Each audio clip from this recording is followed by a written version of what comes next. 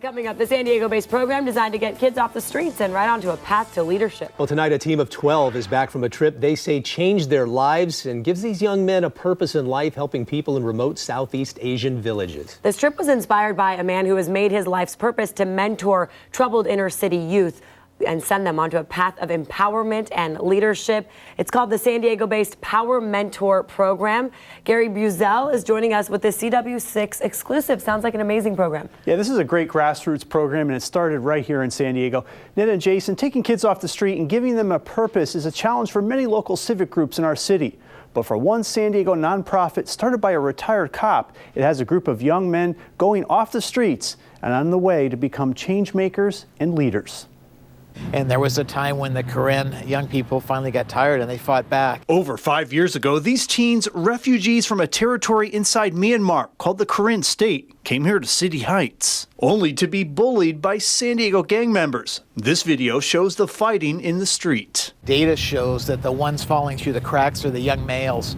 They're the ones that are having the hardest time because there's so many programs for teen mothers and different things like that. Retired El Cajon police officer, now founder and director of nonprofit PowerMentor, Kevin LaChapelle, stepped in to give these teens a purpose. So our big message was, let's focus on what you can do instead of telling you what you can't do. We're not just going to have classroom. You're going to go out and you're going to lead a project. That's how you're going to learn leadership. Our goal is do a mission to over there, help people over there. That project, head home and help the people left behind back in Karen State. We came from a war zone. Most are in refugee camps, some for decades, after fleeing the Myanmar military. Many without adequate food, medical care, and running water. Make me happy, give back to my people, my community, my country. So Kevin's mentees plan the entire trip, including the logistics, with local military leaders. In December, the team took a trip back to Karen State, flying from LA to Thailand and driving into the jungle across the Burmese border. When they arrived, they provided medical outreach and community meetings were a daily duty. They met with top-level generals,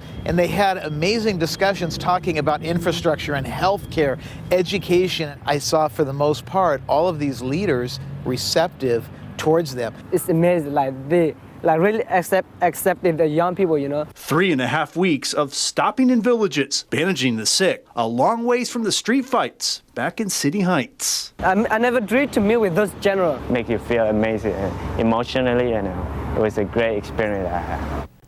Now, PowerMentor is planning another trip to Karen State this December. During that trip, they plan on meeting with local generals to discuss starting a civilian police force that would replace patrols of villages by soldiers. If you'd like to go help them out, go to our website, cw6sandiego.com. There we'll put up a link to their site. Gary, that is an amazing story. The kids come here as immigrants. They don't feel like they fit in. And then they want to go back and help people in their own country.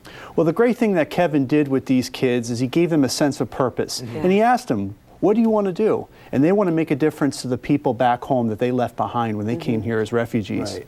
And this story obviously is about this group of kids, but there are so many refugees living in San Diego, Haitian refugees, Syrian refugees, and you wonder, what are these kids feeling? I mean, what are they dealing with when they're in this foreign country? Yeah. This place to them is very foreign. And what could they run into trouble? And we saw it with them. They almost did. Well, they get away from the problems in their home country, whether it's an oppressive regime they're trying to escape from. And then when they get here, they deal with the whole culture shock of coming to America. And that forces some of these refugees to stay really close-knit and be really tight amongst themselves. And sometimes that creates problems in of itself. Like they kind of form this gang to feel like they're part of a community. Well, Yeah. sure. Okay. They're limited of means. They might not know the language as well as they could, or they might not fit into society as we know it because it's so foreign to them. Yeah, exactly. And now when this group's going back there in December, they're going to start or assist them to start a civilian police force to less militarize the patrolling that they have there to kind of make it a little bit more humane to the people. They've turned their lives around. They really Look have. at that. Great This is the story, mentor. Gary. Great. That's right, and it's right here in San Diego. That's a Great. beautiful thing about it. That is. That's awesome. We keep helping out more kids. Thank you, Gary.